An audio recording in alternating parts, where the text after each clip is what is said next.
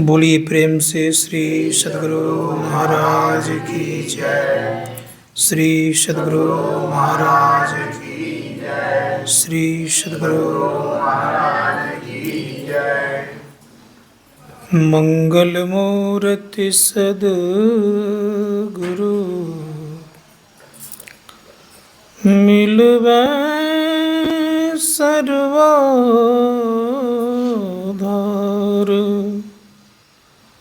मंगलमय मंगल करन बिनवा बारंबार। धन्य धन्य सद्गुरु सुखदा महिमा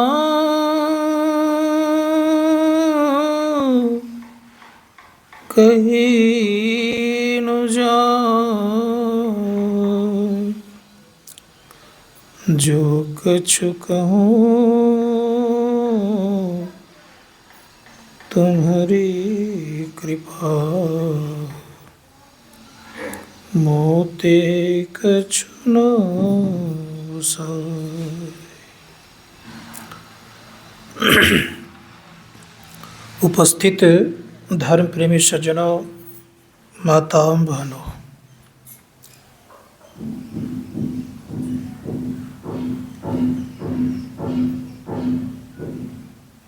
मनुष्य जीवन में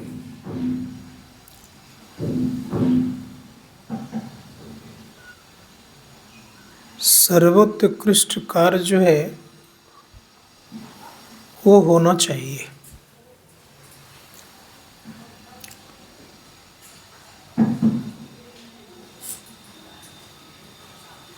लोग कभी कभी किसी जगह जाते हैं तो पूछते हैं आपके क्या परिचय है।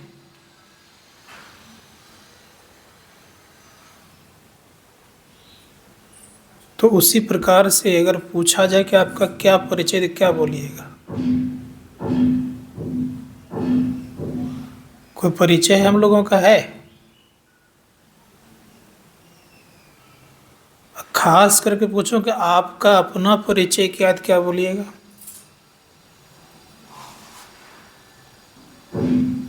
कोई बता सकते हैं?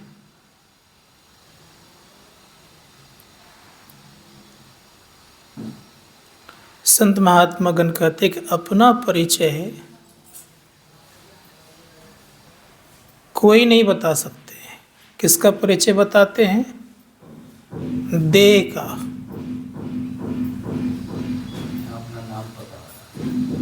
देह का परिचय बताते हैं कि मेरा नाम क्या है, फलना। लेकिन स्वयं का परिचय नहीं है।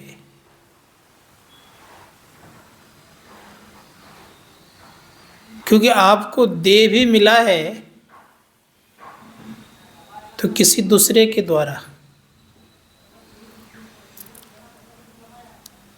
महर्षि प्रमोद जी महाराज कहते मैं नहीं, मेरा नहीं, ये मैं किसी का है दिया।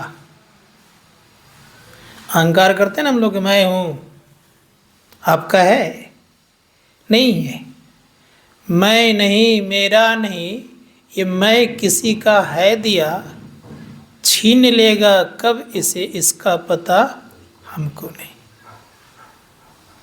दूसरे शब्दों में कहते हैं कि अपने तन पर जो लोग कभी कभी घमंड करते हैं, तो ये तन भी दूसरे का दिया हुआ है। मैं नहीं, मेरा नहीं, ये तन किसी का है दिया।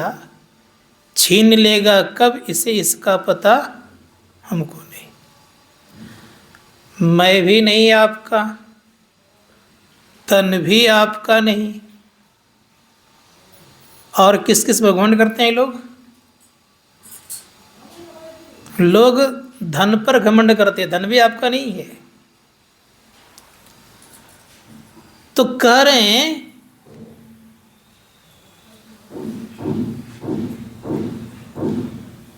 लास्ट पंक्ति कहते संत से भी सत्य समझ, जीवन किसी का है दिया। छीन लेगा कब इसे इसका पता हमको नहीं। ये दूसरे का दिया हुआ जीवन है। आपका अपना क्या है? और जब तक आपका अपना नहीं ज्ञान हो तब तक हम लोगों के भीतर में किसी प्रकार का अहम नहीं आना चाहिए। बात समझ में मेरी बात को? जैसे अहम आता, अहंकार आता है, वो व्यक्ति सबसे निचले पैदान पर आ जाता है। इसीलिए संतों ने कहा कि भगवान का मुख्य आहार है अहंकार। याद रखिएगा। तो जीवन में अहंकार भक्ति का बाधक है। सबसे पहली बात, अहंकार नहीं आना चाहिए। दूसरी बात यह है कि अपने को भक्त बनाना चाहिए कम से कम। लोग बड़े बड़े अनुष्ठान करते हैं। गोस्वामी तुलसीदास जी महाराज की नज़रों में अनुष्ठान करने वाले भक्त नहीं हैं। कहेंगे कैसे? तो गोस्वामी तुलसीदास जी महाराज कहते भक्ति का शुरुआत कहाँ से पता है? तो गोस्वामी जी महाराज कहते हैं कि 3 अवस्था जब ऊपर उठते हैं तब भक्ति की शुरुआत होती है। 3 अवस्था कौन कौन? जागृत, स्वप्न और सुप्ति। इन 3 अवस्था में हाथी भी और मनुष्य भी, चींटी भी और मनुष्य भी, संसार के समस्त प्राणी इन 3 अवस्थाओं के अंतर्गत आ जाते हैं। और उतने अवस्था में आप भी हैं। तो दोनों में क्या फर्क है? कोई फर्क है? तो कहा कि इन 3 अवस्थाओं में रह करके तुम जो चाहते हो कि हम भक्ति की शुरुआत कर दें, ये कदापि संभव नहीं है। तो गोस्वामी जी महाराज करें 3 अवस्था तजहूँ भजहूँ भगवंत। मन,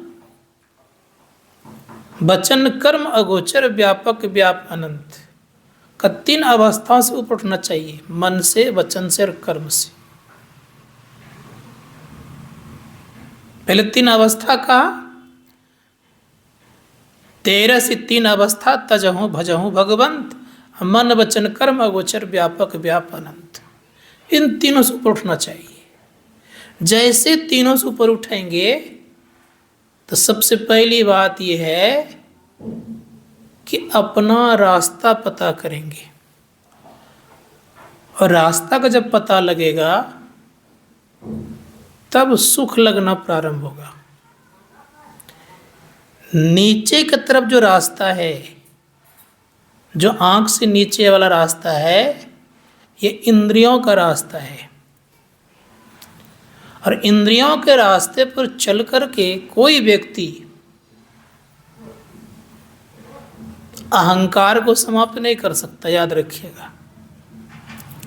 उनके अंदर में नाना प्रकार का अहंकार आएगा। इसलिए प्रयास करिएगा कि हमारे अंदर में अहंकार नहीं आवे। तो अहंकार कैसे खत्म होगा? तो संत महात्मा गण कहते कि अंधकार और अहंकार। अहंकार कब? जब अंधकार में है तब अहंकार।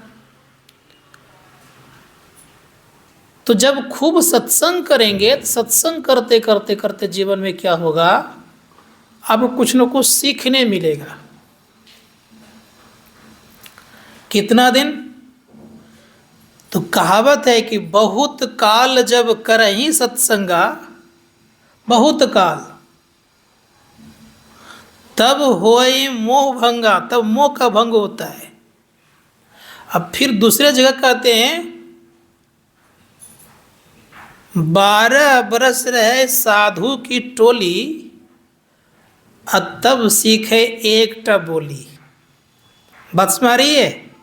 कितना कहा? 12 वर्षों तक। कोई व्यक्ति आज आ जाए, उदाहरण दे रहा हूं, और वो कहे कि हम सब कुछ सीख गए हैं, तो ये होगा? नहीं होगा ना। इसीलिए साधुओं के संग में जब घूमेंगे तब पता चलेगा कि मन कैसा मेरा है। जो साधुओं के संग में नहीं घुसा है तो सोचता है मेरा मन तो ठीक ठाक है। जहां तक कभी कभी मन को खराब करने के लिए कुछ न कुछ और गलतियां कर लेता है तो कहता है मेरा मन ठीक है। कब पता चलता है? तो एक बार चीनी को गुड़ से मुलाकात हो गई। चीनी कहती है तू तो काला कुल उठा देखने में है, तुमसे क्या बात मैं करूंगी।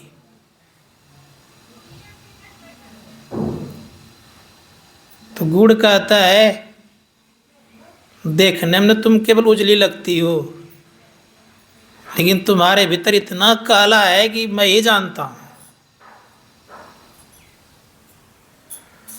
तो कहा कैसे? कहा आग में भट्टी पर चढ़ा के देखो तो कैसा लगता है, कैसे तुम लगती हो। तो चीनी को क्या किया गया? लोहाटी में दिया गया, पानी दिया, आग लगाया गया, तो बहुत ज्यादा मैल निकलने लग गया। तो गुड़ कहता है कहो कैसी लगती हो। तो चीनी बेचारी चुपचाप हो गई। ज्यादा गुड़ में काला है कि चीनी में? तो चीनी में सबसे ज्यादा मैला है, याद रखिएगा। गुड़ में कम पाया जाता है। तो लोग जो साधारण जन हैं वो समझते हैं कि मैं बिल्कुल साफ सुथरा हूं, बिल्कुल मैं साफ हूं। लेकिन ये कब पता चलता है? जब वो ध्यान की भट्ठी पर चढ़ता है ना, तब उसका मन पता लगा लेता है, मन को जानने लग जाता है कि मन कितना खतरनाक है, मन मेरा कितना चंचल है, मन मेरा कितना रोगाग्रस्त है, मन में कितने विकार हैं। ये कब पता चलता है? जब हम ध्यान करने बैठते हैं तब। कितने प्रकार के संकल्प उठते रहते हैं, कितने प्रकार के विचार उठते रहते हैं। तो संत महात्मा गण कहते जब वो सत्संग में आएंगे तब उनको पता चलेगा कि मेरा मन कैसा है। इसलिए सत्संग बराबर करना चाहिए आदमी को। सत्संग करते करते करते जब मन टूट जाता है तब उनके अंदर में अंधकार मिटता है। सत्संग करते करते जब आप बिल्कुल पवित्र हो जाते हैं तब थोड़ी देर के लिए मन अस्थिर होता है। जब तक सत्संग नहीं करेंगे, सुनेंगे नहीं। कभी कभी हम लोगों से कोई गलतियां होती है तो कोई अंकुश देने वाला होता है, बात समझ आ रही है, तो वह व्यक्ति सचेत हो जाता है यहाँ ऐसा नहीं होना चाहिए। नहीं तो अपने मन से लोग कर रहे हैं। कोई मकाने बनाता है, अभी ऊपर में क्यों गया? ऊपर इसलिए मैं गया देख क्या हो रहा है भाई। तो वहाँ जब मैं गया तो देखता हूँ कि, तो उसको समझाया कि इधर करिए तो ठीक हो गया। तो अपने हिसाब से लोग अच्छा ही करते हैं, लेकिन तब तक पता नहीं चलता है जब तक कि सही जानकारी देने वाला नहीं हो। तो मन जो है सदैव याद रखिएगा सबका बंदर की तरह उछल कूद करता है, सबका मन। इसीलिए संत महात्मा गण कहते कि मन को जो संभाल लिया, जो व्यक्ति संभाल लिया वही व्यक्ति महान बनता है। मन को वश करने के लिए हम लोगों को सत्संग करना चाहिए। नारद जी का मन खराब हो गया था, पता है ना आप लोगों को? नहीं है? नारद जी तपस्या करके आए थे, बताता हूँ कहानी आज। तो पहले तपस्या जब कर रहे थे तो तपस्या करने के क्रम में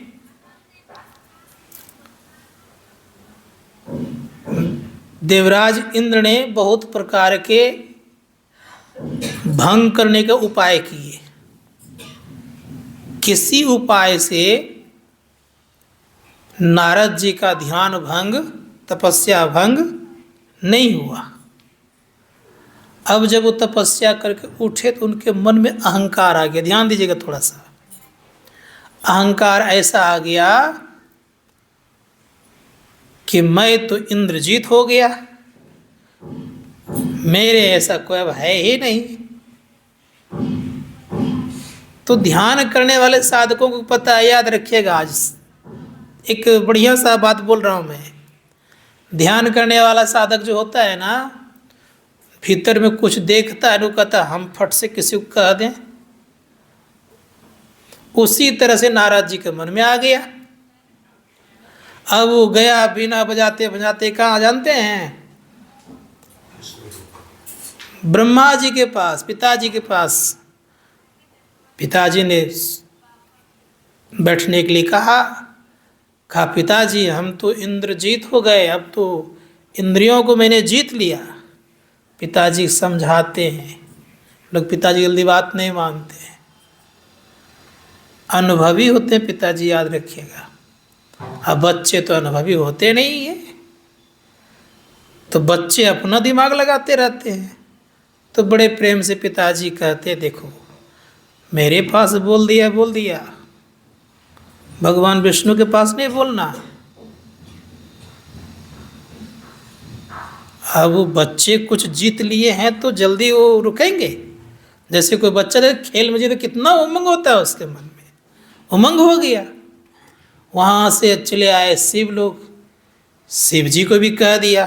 अब शिव जी को जैसे कहा, शिव जी ने फिर डांट के लगाया, कहा कि इस तरह मत बोला करो कहीं, अब यहीं तक रहना, आगे नहीं बढ़ना।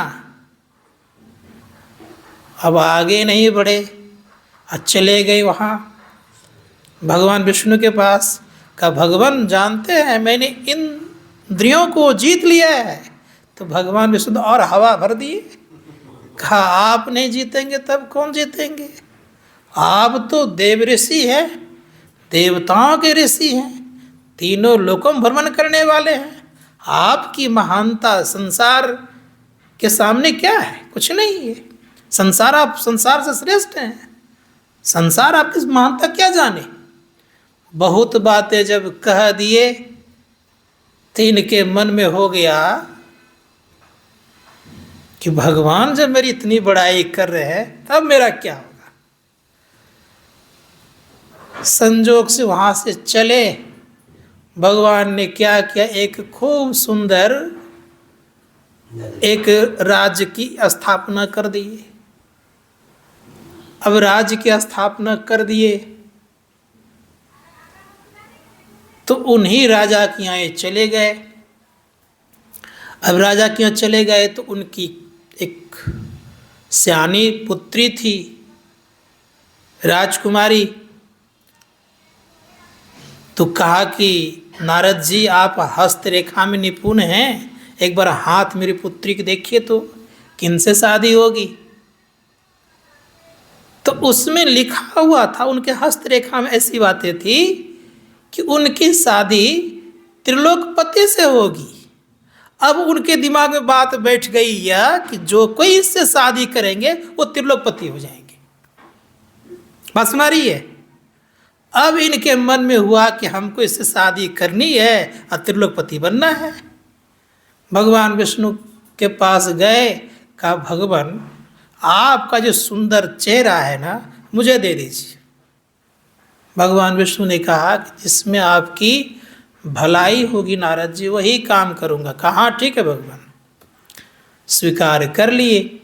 अब स्वीकार कर लिए तो क्या परिणाम हुआ, भगवान ने इतना तक तो दे दिए, भगवान का दे तो धीरे देखता है लोग, मुख तो कोई देखता नहीं है, इतना सा लगा दिए बंदर का। अब वहाँ गए, राजकुमारी का स्वयंवर हो रहा था। बहुत सारे राजा महाराजा आए थे। अब जो जो कुर्सी खाली रह रहे उसी उसी कुर्सी पर जाके बैठे, जिधर लड़की जाए उधर ही बैठ जाना शुरू कर दे। अंत भगवान विष्णु आए, उनके गला में बर माला दिया गया, लेकर के चल दिए। इतना क्रोध आया। क्रोध कब? जब जा रहे थे क्रोध में, तो कहा कि नारद जी एक काम करिए ना, आप जरा एक बार तालाब में अपना मुख तो देख लीजिए। उसमें आईना का निर्माण नहीं हुआ था। तो तालाब में जो ही मुख देखने के लिए गया, देखा बंदर का। बंदर का रूप देखते ही क्रोध आ गया। कहे विष्णु, तुमने मेरे साथ छल किया है, नारी के विरह में मैं तड़प रहा हूं, तुम भी तड़पोगे। किसने कराया? अहंकार आया। अहंकार के बाद कामनाओं की पूर्ति नहीं हुई, श्राप दिए, भगवान विष्णु को स्वीकार कर लिए। अब कहते कि यही बंदर का मुख तुझे सहायता करेगा। किया ना सहायता। तो कहने मेरा अभिप्राय ये था कि मनुष्य के अंदर में जब अहंकार आता है तो आगे नहीं बढ़ पाता है। अहंकार का दमन सत्संग करता है, इसलिए सत्संग करना चाहिए। सत्संग से कभी दूर नहीं भागना चाहिए आदमी को, कोई भी हो। सत्संग जहाँ हो वहाँ अवश्य जाना चाहिए। सद्ज्ञान सुनने से मन थोड़ा सा रुकता है, उतना देर तो नहीं रुकता है, नहीं रुकता थोड़ा देर। इसीलिए गुरु महाराज कहें क्या? सत्संग नित्य। याद रखिएगा थोड़ा इसको, प्रत्येक दिन सत्संग करना चाहिए। क्योंकि अच्छी अच्छी बातों को जब सुनाते रहेंगे ना मन को, तो ये मन धीरे धीरे धीरे धीरे कमजोर होगा। आप बुरी बातों को अगर सुनाते रहेंगे तो ये मन मजबूत होगा। क्या करना चाहते हैं, मजबूत कि कमजोर? मन को अगर सही दिशा की तरफ लगाइएगा तो ये अंदर से मजबूत होगा, और बुरे दिशा की तरफ लगाइएगा तो बाहर से मजबूत होगा, तो आपको हानि पहुंचाएगा। याद रखिएगा थोड़ा सा। इसीलिए जिनका जितना अधिक मन विषयों में रमता है, उनका मन उतना ही मोटा होता है, और उनके अंदर में उतना ही कालापन रहता है, उतना ही उनके अंदर में अंधकार रहता है। इसीलिए संत महात्मागण कहते हैं कि मन को संभालने वाला काम करना चाहिए। तो मन को संभालने का सबसे सुंदर उपाय यही है, क्या? सत्संग करना चाहिए। जो व्यक्ति सत्संग करते हैं तो दोनों तरह का सत्संग करना चाहिए। कौन कौन? धर्म कथा बाहर सत्संगा, अंतर सत्संग ध्यान अभंगा। मन को मारने वाला काम क्या है? मन किससे मरता है? मन का संग किससे छूटता है? तो कहा ध्यान के द्वारा।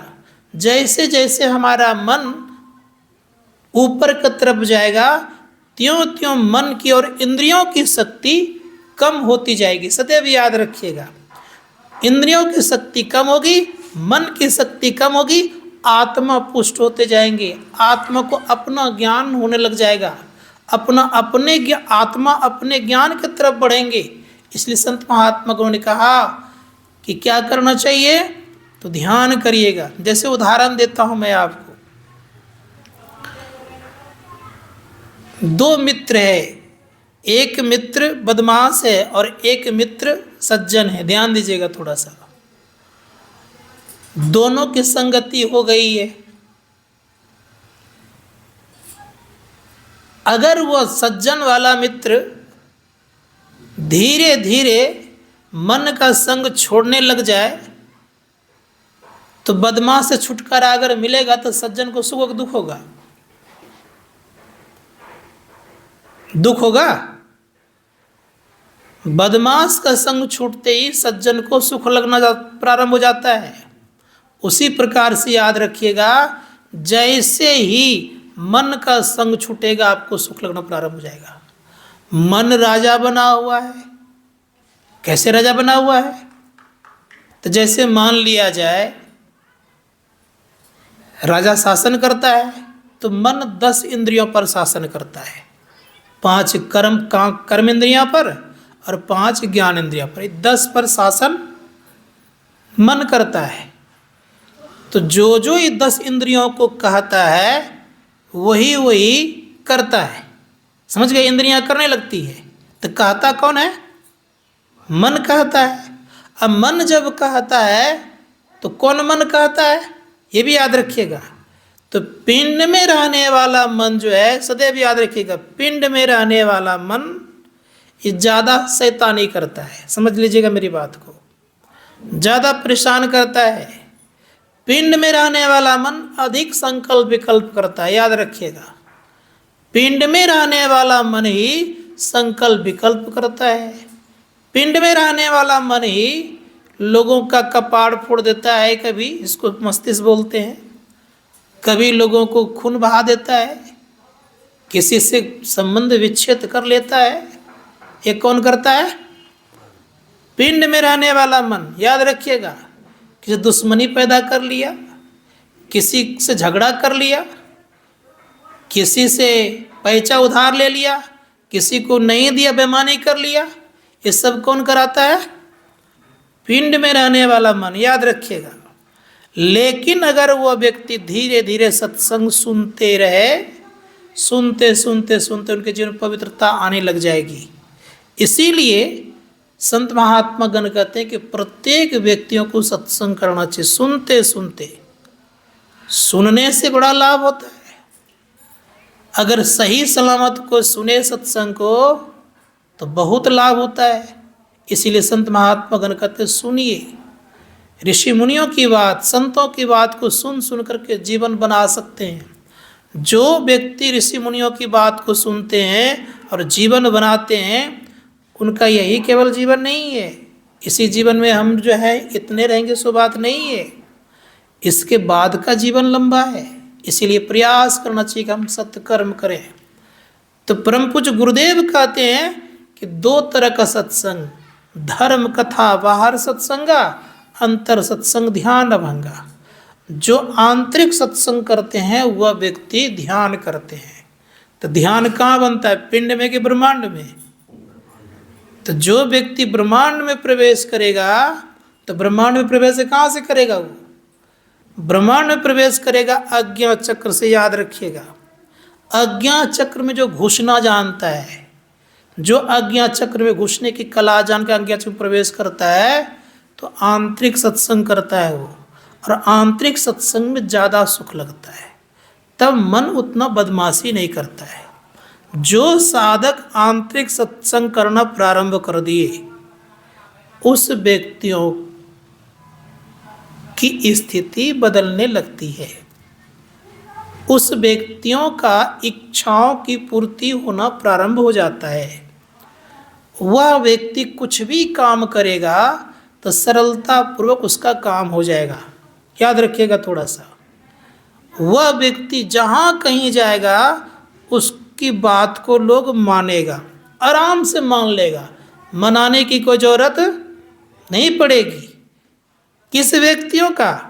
जो व्यक्ति पिंड से ब्रह्मांड में प्रवेश करने लग गए। याद रखिएगा, संत महात्मा गण कहते कि ऐसी स्थिति जिस दिन पैदा कर लीजिएगा, उस दिन आपकी महानता अपने आप में लग जाएगी। उदाहरण देता हूँ, एक दुकानदार थे। आप लोग को दुकान चलाते हैं कि नहीं? यहाँ पे वो आप चलाते हैं।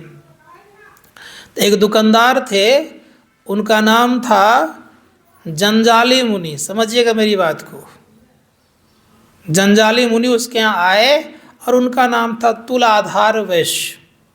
दुकानदार क्या नाम क्या था? तुलाधार। तुलाधार व्यक्ति दुकान चलाता था और नियत समय पे दुकान खोल लेता था। थोड़ी देर में सब ग्राहक आ जाते थे और चले जाते थे। उनके कुछ शिष्य भी बन गए थे, क्योंकि सत्संग भजन ध्यान करते थे। ये कहानी बढ़िया सुनिए आप लोग। जब सत्संग भजन ध्यान करते थे, जितना मिलना था ले लिए, चल दिए। उन्हीं के कुछ दूर पर हट करके एक महात्मा थे जंजाली मुनि। वो क्या करते थे? तपस्या करते थे। तपस्या करते करते, ध्यान दीजिएगा थोड़ा सा, तपस्या करते करते उनको ये पता नहीं रहा कि मेरे माथा में चिड़िया ने घोंसला कब बना दी। साथ ही साथ चिड़िया ने अंडा दे दी। उसके बाद उसमें पक्षी निकल आया। अब ये सब पता उसको कुछ भी नहीं है। एक दिन संजोग से मुनि जी ने जो ही आंखें खोली तो चिड़िया जल करके राख खाक हो गई। तब इनको लगा कि मेरी तपस्या पूर्ण हो गई, अब मैं सिद्ध हो गया। अब वहां से वो चला, कौन? मुनि जी। तो भूख तो सबको लगती है, तो संजोग से एक गृहस्थ के यहाँ पहुँच गया बेचारा। अब गृहस्थ के यहाँ जैसे पहुँच गया तो स्थिति क्या हुई, उस जमाने में उखल और मूसल से चावल निकालते थे, धान कूट करके। कभी कभी कहीं कहीं, और अभी भी देहात में कहीं कहीं है। तो उन बेचारी के पति जो थे बीमार पड़े हुए थे,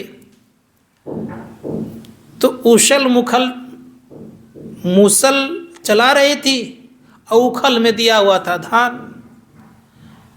इतने में महात्मा जी, मुनि जी ने कहा कि मुझे भूख लगी है, कुछ खाना दो, भोजन दो।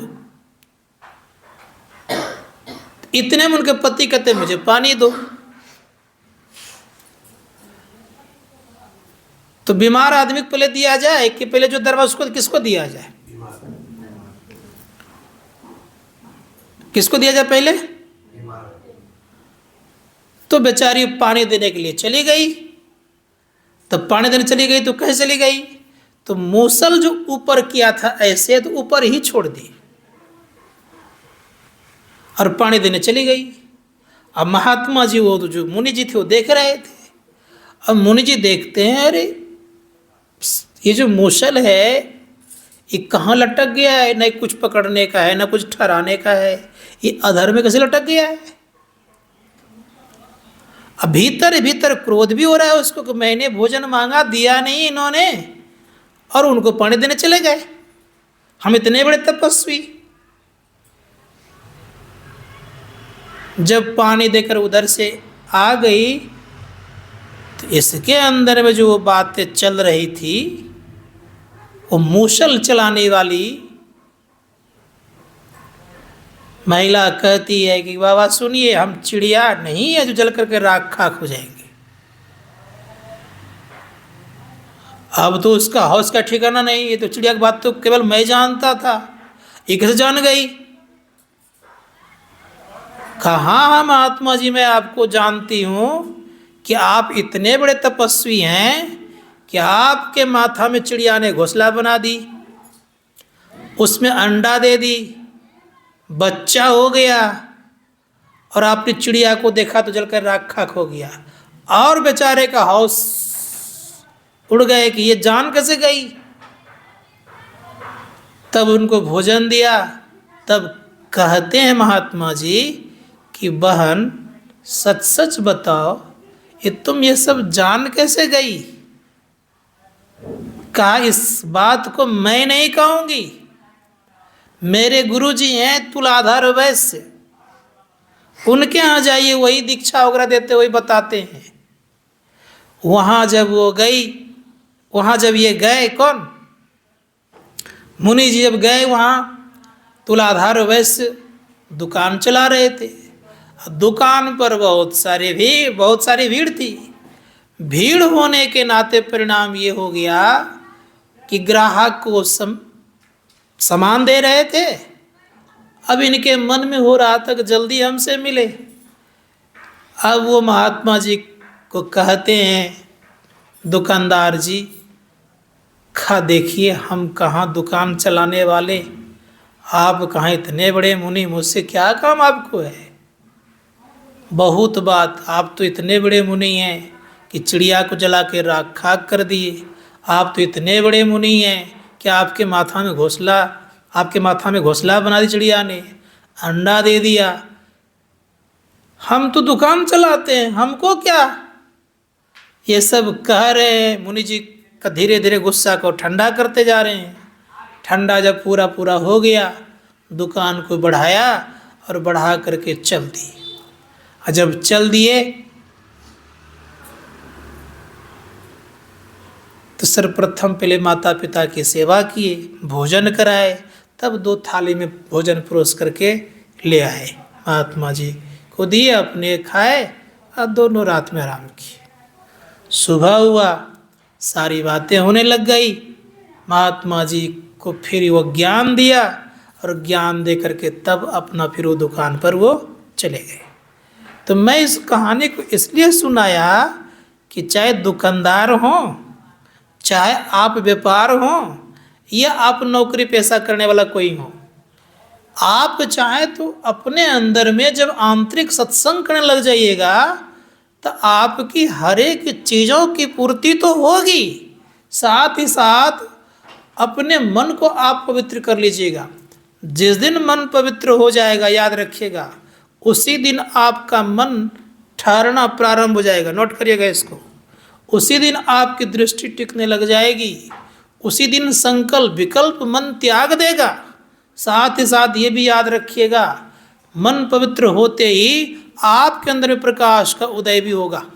इसलिए धर्मशास्त्रकार कहते हैं कि जीवन में अगर कल्याण चाहते हैं तो मन को पवित्र करिए। मन का प्रथम पवित्र करने का जो तरीका है, वो तरीका ये है अति जाप करना। अति अगर जाप करते हैं, जितना अधिक आप जाप करते हैं उतना ही आपका मन पवित्र होगा। इसलिए गुरु महाराज कहते हैं अति पावन गुरु मंत्र मन ही मन जाप जपो, उपकारी गुरु रूप को मानस ध्यान थपो। क्या कहा गया? अति पावन गुरु मंत्र। गुरु मंत्र ही अति पावन है, तो जपने वाला क्या अपावन रहेगा? वो कैसा होगा? वो पावन बनेगा। तो जो मंत्र को जपते रहेंगे, जपते जपते, याद रखिएगा, जपते जपते जब मन पवित्र होता है तब गुरु रूप का मानस ध्यान थपो, तब गुरु रूप का मानस ध्यान होता है। ऐसे नहीं होता है कि नाना प्रकार का बोझा ले लीजिए माइंड पे, माथा पे, और ध्यान करने बैठे तो बोझा ख्याल आएगा कि ध्यान होगा? क्या आएगा बोलिए तो? हाँ, एक बोझा बड़ा रहे, ध्यान करने बैठे तो क्या होगा?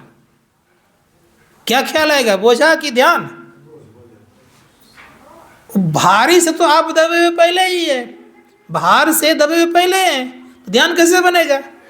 तो संत महात्मा गण कहते हैं किसी का अगर मान लिया जाए बोझा आप लेने में सक्षम है तो कैसे लीजिएगा? आप हल्का रहेंगे तब तो। और आपके पास ही अगर कई मन पहले से भार माथा पर है तो किसी का बोझा आप ले पाइएगा? इसलिए संत महात्मा गण कहते हैं कि मन को भक्ति में लगाएंगे तो भक्ति एक प्रकार का और हो गया। अब पहले से मन पर नाना प्रकार का बोझ पड़ा हुआ है तो भक्ति कैसे करेगा? दूसरी बात और सुना देता हूं आप लोगों को।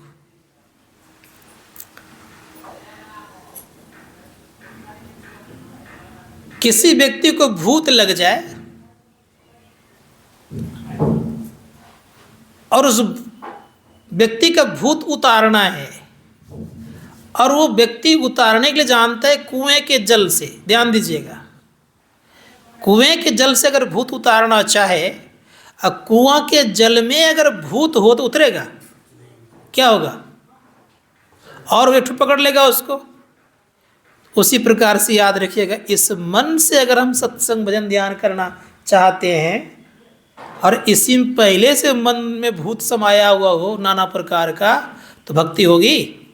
संत महात्मा गण कहते हैं भूत को उतारने का काम करिए। तो कैसे उतरेगा? तो संतों ने कहा जब अति सुनते सुनते सुनते सुनते जब ठीक ठीक समझने लगेंगे कि मैं मन नहीं हूँ। याद रखिएगा, मैं नहीं, मेरा नहीं, ये मन किसी का है दिया, छीन लेगा कब इसे इसका पता हमको नहीं। मन हम नहीं है, जैसे मन हम पता नहीं है तब क्या करना चाहिए?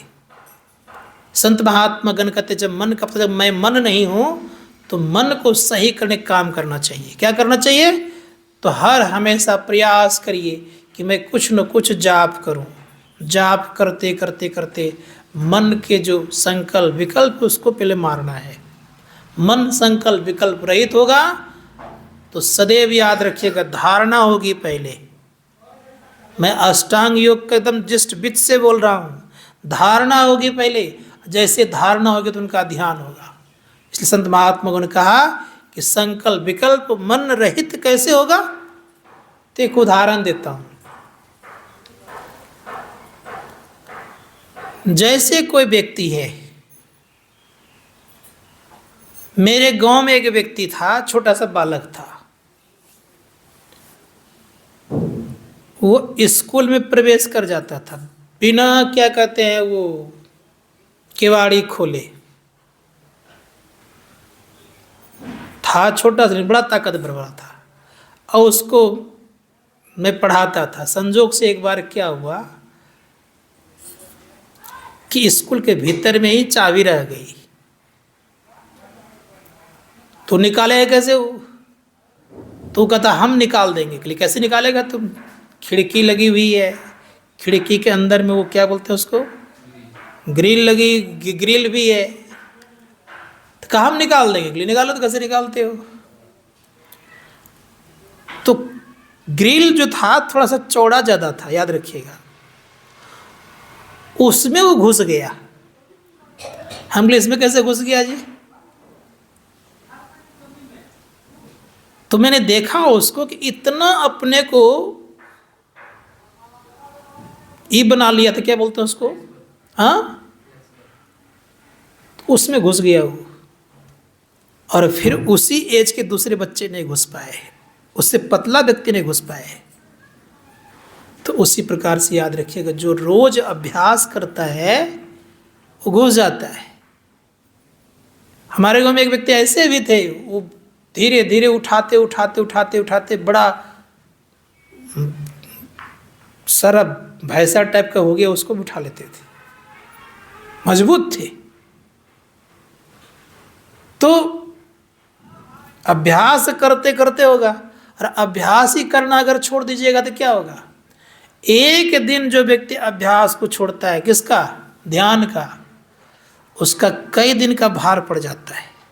इसीलिए अभ्यास एक दिन भी नहीं छोड़िए, नित्य दिन अभ्यास करिए। कितनों कुछ हो जाए जीवन में, अभ्यास नहीं छोड़िए।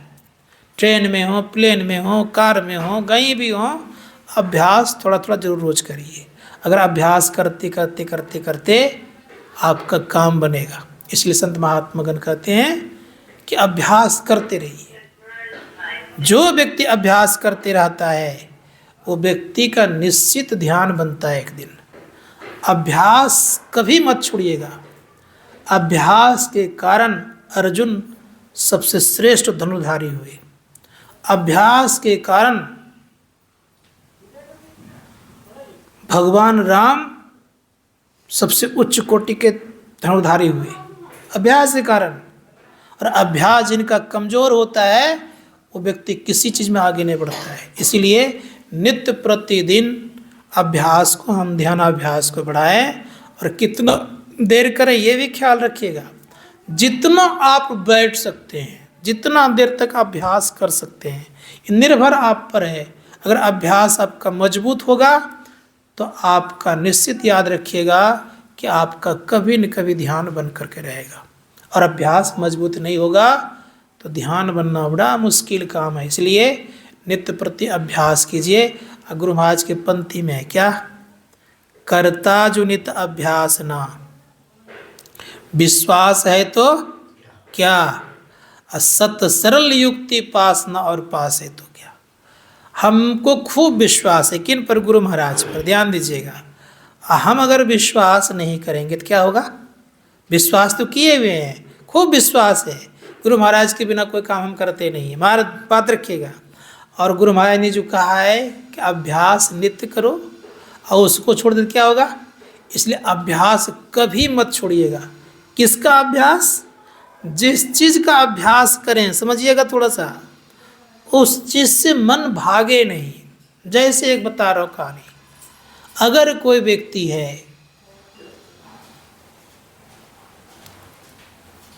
रोटी बनाने का अभ्यास किया है, ध्यान दीजिएगा थोड़ा सा, अगर वो 1 महीना लगातार रोटी बनाना छोड़ दे उनसे फिर कहिए बनाने के लिए, कहीं न कहीं टेढ़ा घोचा होगा ही,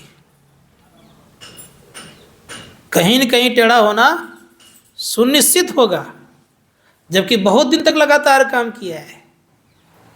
उसी प्रकार से याद रखिएगा कि जब एक दिन अभ्यास छुड़ेगा तो मन कहाँ चला जाए कहना मुश्किल है।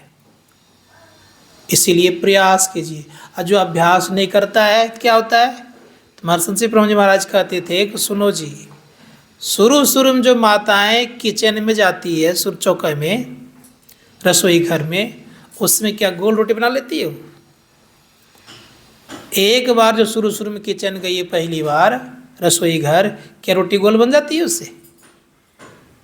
हमारे यहाँ बहुत सारे विद्यार्थी आए, शुरू में भारत का नक्शा खाया हूँ, बता रहा हूँ, कभी इधर कभी उधर, कभी उधर कभी उधर, कभी कच्ची कभी मोटी, ये हाल था। समझाते समझाते समझाते खूब सुंदर रोटी बनाने लग गए। आज एक विद्यार्थी हमारे आज नहीं है, कुंदन, शुरू में जब आया रहा तो रोटी बनाता था, लगता आया था कि पूरा इंडिया बना दिया उसने। तो मैं कहता ऐसे बनाते हो जी? सिखाते सिखाते आज उसके हाथ की रोटी खाइए, कहेगा कि बहुत सुंदर बनाते हैं रोटी। तो अभ्यास पर निर्भर है ये। अब खुद कहता है कि हमारे ऐसे रोटी बना सकिएगा, अब कहता है, कारण तो अभ्यास पर निर्भर है। जितना सुंदर आप अभ्यास करिएगा उतना सुंदर आपका मन लगेगा। और जब ध्यान में मन लग जाएगा तो याद रखिएगा सब कुछ का धीरे धीरे आसक्ति छूटती जाएगी। और जब तक अभ्यास नहीं करिएगा तब तक संभव नहीं है। इसलिए वैराग्य चाहिए और अभ्यास चाहिए। समझ गए? इसलिए भगवान श्री कृष्ण ने कहा कि ये मन वश होता है वैराग और अभ्यास से। इसलिए हम लोग वैराग और अभ्यास करना सुनिश्चित करना चाहिए। तो यही मुख्य रूप है ध्यान करने का। ध्यान करेंगे तो सर्वप्रथम वैराग थोड़ा मन मिलाइए। वैराग समझते हैं आप लोग? वैराग कहते हैं किसी वस्तु से लगाव नहीं रखना। समझ लीजिए मेरी बात को। जंगल जाना वैराग केवल नहीं है, समझ रहे हैं? उस वस्तु का लगाव नहीं होनी चाहिए, वो वस्तु मेरे अंदर में नहीं रहना चाहिए। उदाहरण देता हूँ, नाव कहाँ रहे? पानी में। और नाव में पानी हो जाए तो क्या होगा? डूब जाएगी ना। तो रहिए संसार में, लेकिन संसार भीतर में नहीं हो, ये ख्याल करिएगा। जैसे भीतर में संसार रहेगा तब भजन ध्यान नहीं होगा। इसलिए संसार से संसार निकाल के रखिए। दूसरी बात बता रहा हूँ, रामकृष्ण परमहंस जी महाराज कहते हैं कटहल की सब्जी आप लोग खाए हैं? बनाए तो नहीं होंगे, चीर चार के नहीं बनाए होंगे आप लोगों ने। कटहल जो बनाते हैं उनको पता है कि कितना सुंदर वो हाथ में सरसों तेल लगा के काटता है। और नहीं काट लगा के तो क्या होगा? पूरा लसा चिपक जाएगा उसके हाथ में। और इतना लसा चिपकेगा कि छुटाने में बहुत परेशान होंगे। एक बार मुझे पता नहीं था, कटहल काट रहा था तो पूरा एकदम अब छूटे ही नहीं, बहुत परेशान हो गया था। तो रामकृष्ण परमहंस जी महाराज का तो उसी प्रकार से याद रखना कि संसार के काम को जब करोगे ना तो भजन ध्यान का तेल लगा के रखो। समझ रहे मेरी बात को? रामकृष्ण परमहंस जी कर रहे हैं, भजन ध्यान का तेल लगा के रखोगे तब तुम्हें वो कटहल रूपी संसार का लसा नहीं चिपकेगा। नहीं तो ऐसा चिपकेगा कि छूटना मुश्किल हो जाएगा। इसीलिए सदैव याद रखिए इस चीज़ का कि भजन ध्यान का लसा तेल लगा के रहें और भजन ध्यान से अपने आप को पूरा डुबा दें। जिस दिन डूब जाएगा ना उस दिन बड़ा अच्छा आनंद लगेगा आपको, तब आपको संसार का लसा कुछ नहीं कर सकता। इसीलिए अब लोग कभी कभी कहते हैं हम लोगों को माहौल नहीं मिलता, ये बात सच्ची है। अच्छा एक बात बताइए, कमल का फूल कितना सुंदर होता है? राष्ट्रीय फूल है ना कमल का, भारत का राष्ट्रीय फूल है ना कमल, कितना सुंदर है। लेकिन कहाँ पैदा लेता है वो? समझ रहे ना? वो कभी नहीं कहता है कि हमें माहौल चाहिए तब मैं सुंदर बनूंगा। घर गृहस्थियों में रह करके सदैव याद रखिएगा, कीचड़ में रह करके भी जो खिलना जानता है, तो खिलता कैसे है? तो कमल से कोई अगर पूछेगा तो कमल यही उत्तर देगा कि मैंने अपने ऊपर जल को नहीं आने दिया। ये नहीं कमल कहेगा, अपने ऊपर संसार नहीं आने दिया। अगर अपने ऊपर संसार आने दे दीजिएगा तब आप संसार से परे नहीं हो पाइएगा। इसलिए प्रयास कीजिए कि संसार हमारे ऊपर नहीं आवे। हम संसार में रहें लेकिन संसार मेरे भीतर नहीं आ जाए।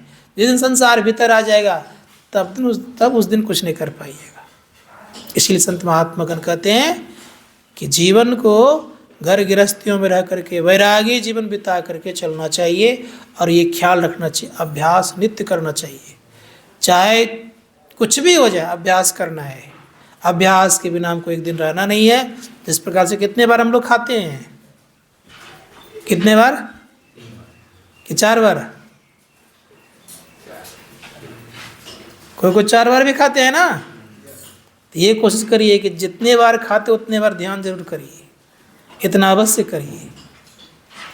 तो 4 बार खाते 4 बार ध्यान करिए। जितना बार खाएं उतना बार ध्यान अगर करिएगा तो निश्चित है कि कुछ न कुछ आपका अभ्यास बनेगा। ये प्रयास करिएगा रोज। आज से नियम बना लीजिए, जितना बार खाते हैं उतना बार अभ्यास हम करें। पक्का? बोलिए प्रेम से श्री सद्गुरु महाराज की जय।